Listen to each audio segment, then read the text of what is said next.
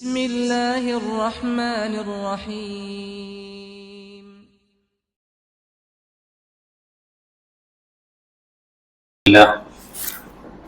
نحمده ونستعينه ونستغفره ونعوذ بالله من شرور أنفسنا ومن سيئات أعمالنا. من يهده الله فلا مضل له ومن يضلل فلا هادي له. وأشهد أن لا إله إلا الله وحده لا شريك له وأشهد أن محمدا عبده ورسوله أرسله بالهدى ودين الحق ليظهره على الدين كله ولو كره المشركون.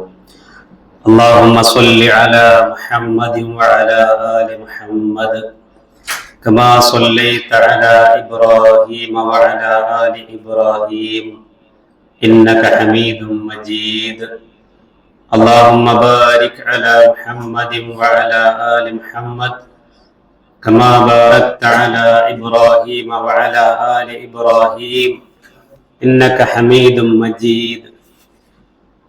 أما بعد فإن خير الكتاب كتاب الله وخير الهدي هدي محمد صلى الله عليه وسلم وشر الأمور محدثاتها وكل محدثة بدعة وكل بدعة ضلالة وكل ضلالة في النار.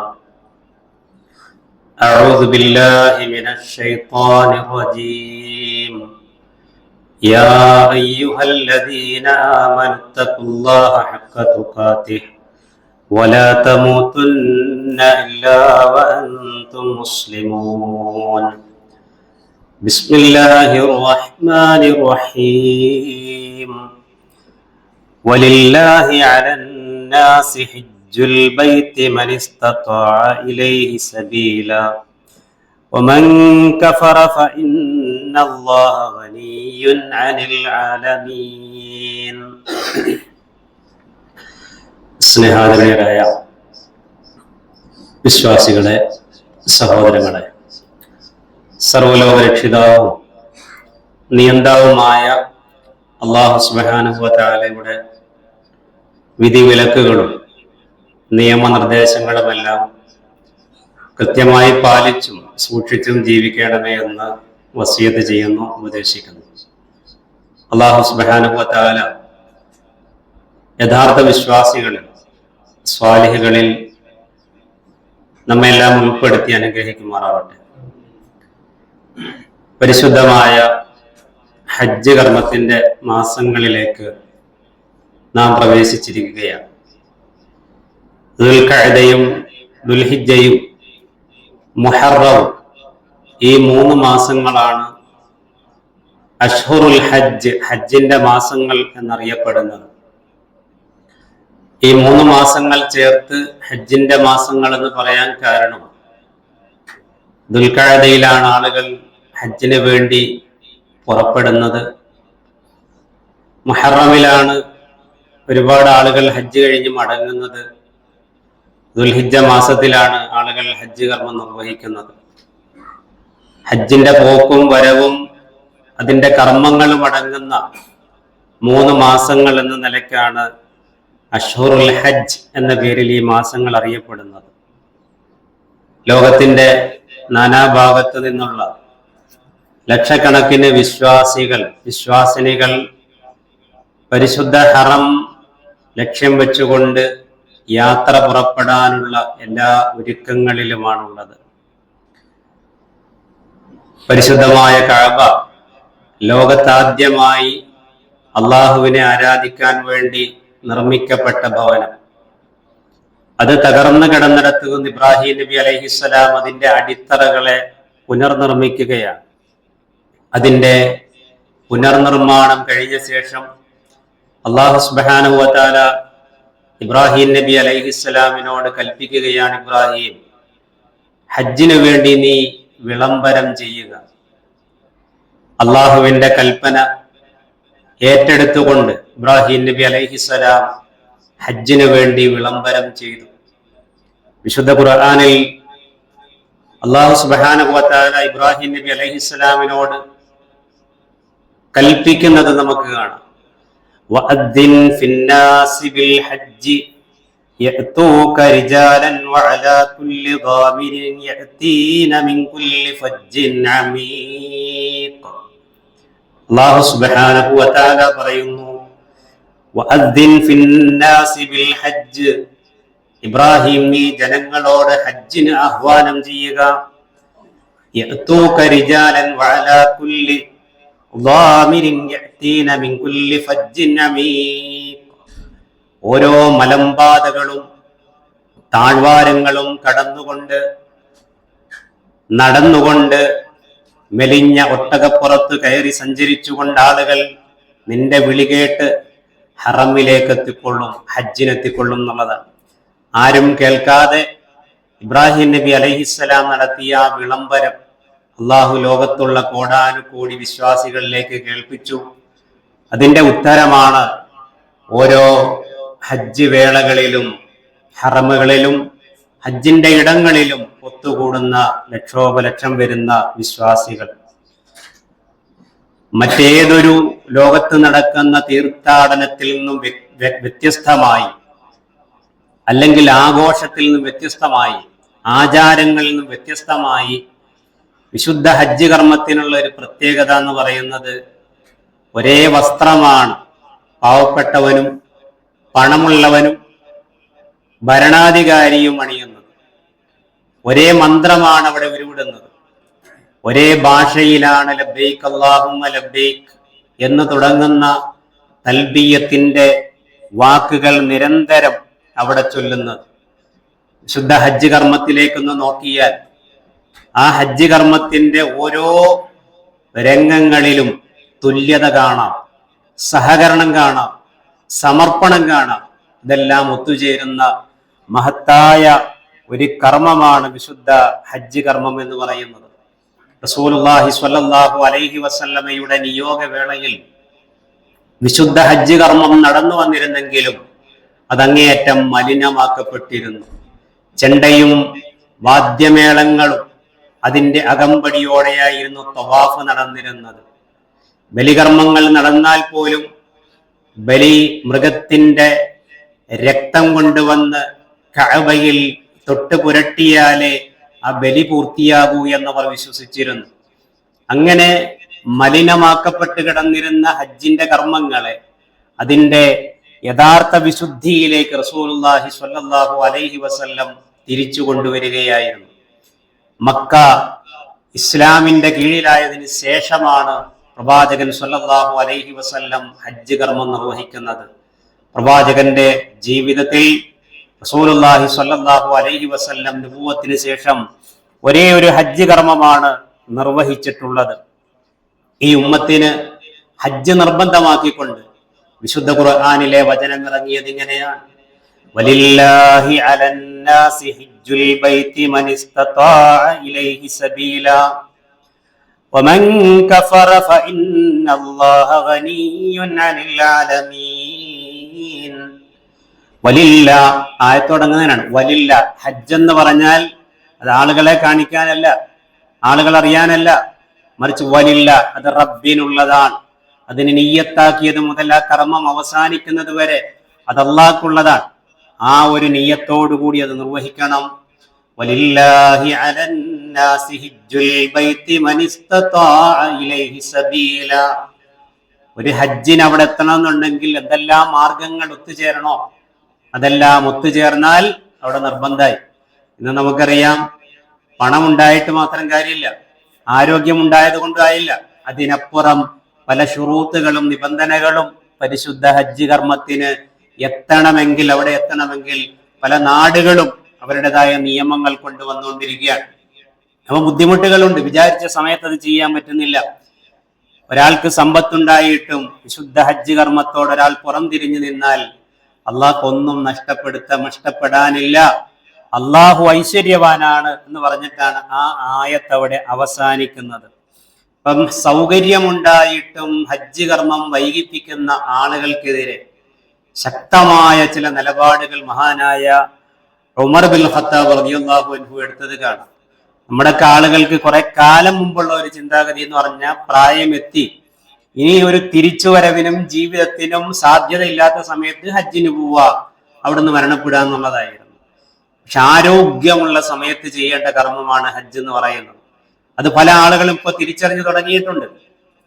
മഹാനായ ഉമർ റളിയല്ലാഹു അൻഹു പറഞ്ഞതാണ്, ലഖദ് ഹമംതു അൻ നബഅസ റിജാലൻ ഇലാ ഹാദിഹിൽ അംസാരി ഫയൻദുറു കുല്ലമൻ കാന ലഹു ജിദത്തുൻ വലം യഹുജ്ജ ഫയദ്രിബു അലൈഹിമുൽ ജിസിയ.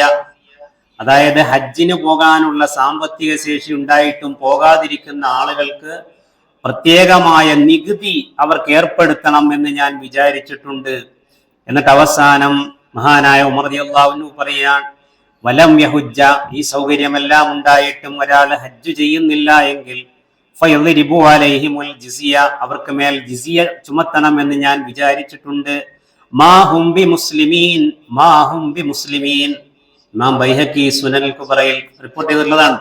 അവർ മുസ്ലിങ്ങളല്ല എന്നാ പറഞ്ഞു. എന്ന് പറഞ്ഞ ഇസ്ലാം നിന്ന് പുറത്തുപോയി എന്നുള്ള അർത്ഥത്തിലല്ല, അത്രയും ഗൗരവത്തിൽ ഹജ്ജിന് സൗകര്യമുണ്ടായിട്ടും സാമ്പത്തിക ശേഷി ഉണ്ടായിട്ടും അതിനെപ്പറ്റി ചിന്തിക്കാത്ത, അതിന് പോകണമെന്നൊരാഗ്രഹം വരാത്ത ആളുകൾ അവർ മുസ്ലിങ്ങളല്ല എന്ന രൂപത്തിൽ പോലും മഹാനായ ഉമർ റളിയല്ലാഹു അൻഹു പറഞ്ഞത് കാണാം. പ്രിയമുള്ളവരെ, ഹജ്ജ് എന്ന് പറയുന്നത് കേവലം ഒരു തീർത്ഥയാത്രയല്ല, മറിച്ച് ആത്മാവിന്റെ പൂർണ്ണമായ ശുദ്ധീകരണം ലക്ഷ്യം വെച്ചുകൊണ്ടുള്ള ഒരു മഹത്തായ കർമ്മമാണ് ഹജ്ജ്. അതുകൊണ്ടാണ് റസൂലുള്ളാഹി സ്വല്ലല്ലാഹു അലൈഹി വസല്ലം മറ്റൊരു കർമ്മത്തിനും പറഞ്ഞിട്ടില്ലാത്ത ഒരു ഫضിലത്തിന് പറഞ്ഞിട്ടുണ്ട്. എന്താ?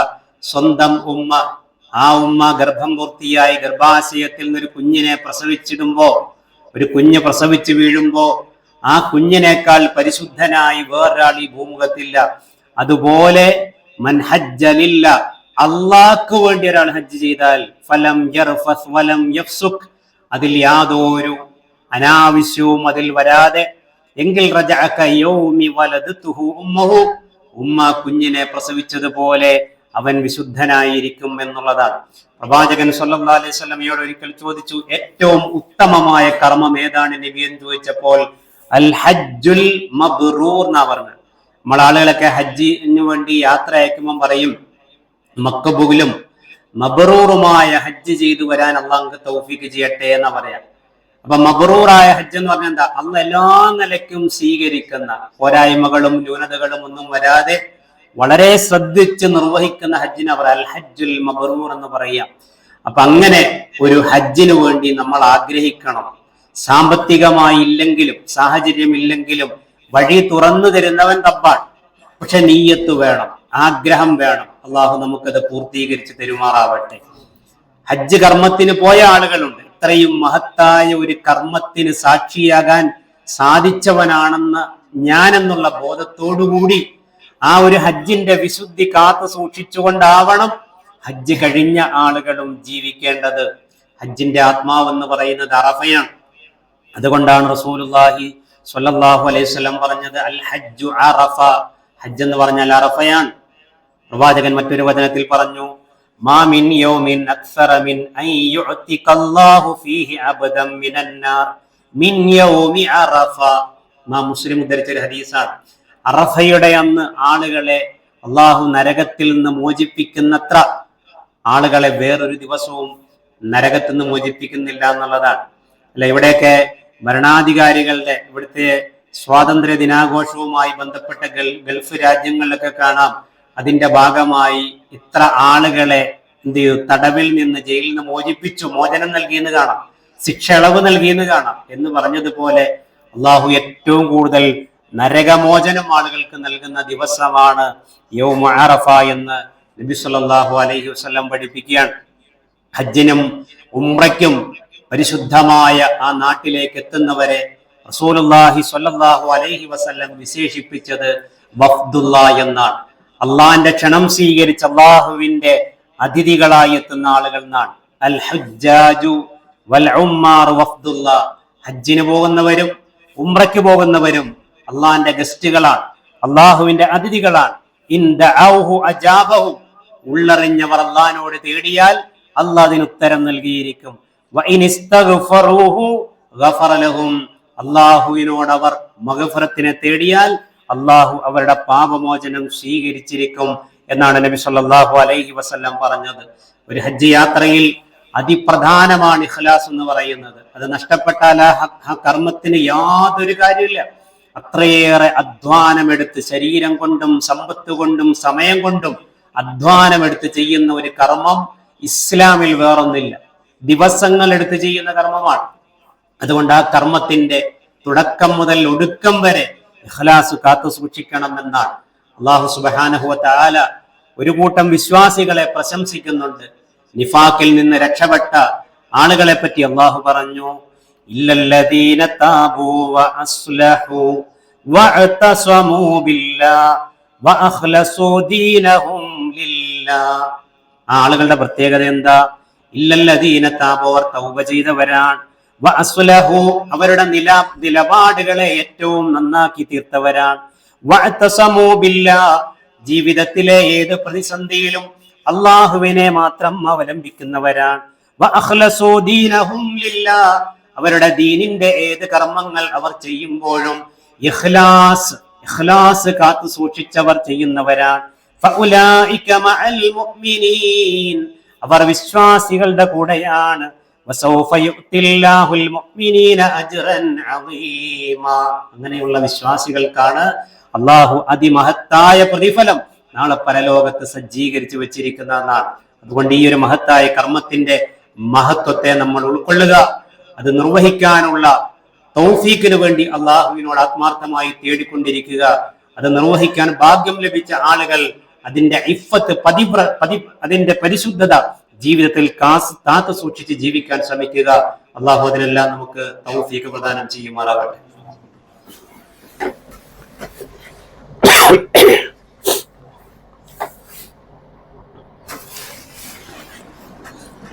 അൽഹംദുലില്ലാഹ് വസ്സലാത്തു വസ്സലാമു അലാ റസൂലില്ലാഹ് വഅലാ ആലിഹി വസ്വഹ്ബിഹി അജ്മഈൻ. അമ്മാ ബഅദ്, ഇത്തഖുല്ലാഹ ഇബാദല്ലാഹ്. പരിശുദ്ധമായ ഹജ്ജ് കർമ്മത്തിനൊരുങ്ങുമ്പോൾ പല ആളുകൾക്കും സംഭവിക്കുന്ന ചില വീഴ്ചകളും ശ്രദ്ധക്കുറവുകളുമുണ്ട്. ഒന്ന്, പരിശുദ്ധ ഭൂമിയിലേക്ക് എത്തിയാൽ അവിടെ എത്തുന്നത് മുതൽ മുഴക്കുന്നത് ലബ്ബൈക് അല്ലാഹുമ്മ ലബ്ബൈക്, ലബ്ബൈക ലാ ശരീക ലക ലബ്ബൈക്, ലബ്ബൈക ലാ ശരീക ലക ലബ്ബൈക്, ഇന്നൽ ഹംദ വന്നിഅമത ലക വൽ മുൽക ലാ ശരീക. ഇതാണ് തൽബിയത്ത്. ഇങ്ങനെ നിരന്തരം ചൊല്ലിക്കൊണ്ടേയിരിക്കും. ആ തൽബിയത്തിലുള്ളത് തൗഹീദാണ്. അതേ സമയത്ത് നമ്മൾ കേട്ടിട്ടില്ലേ, ജാഹിലിയത്തില് മുശ്രിക്കുകൾ ഹജ്ജ് ചെയ്യുന്ന സമയത്ത് കഅബയെ തവാഫ് ചെയ്യുമ്പോൾ അവര് ചൊല്ലുന്ന തവാഫിന്റെ തൽബിയത്തിൽ അവർ പറയുന്നുണ്ട്, അല്ലാഹ് നിന്റെ വിളിക്കുത്തരം നൽകിയാണ് ഞങ്ങൾ ഈ തവാഫ് നിർവഹിക്കുന്നത്, ഈ ഹജ്ജ് നിർവഹിക്കുന്നത്. നിനക്കൊരു പങ്കാളിയുമില്ല, പക്ഷെ ചില പങ്കാളികൾ നിനക്കുണ്ട്.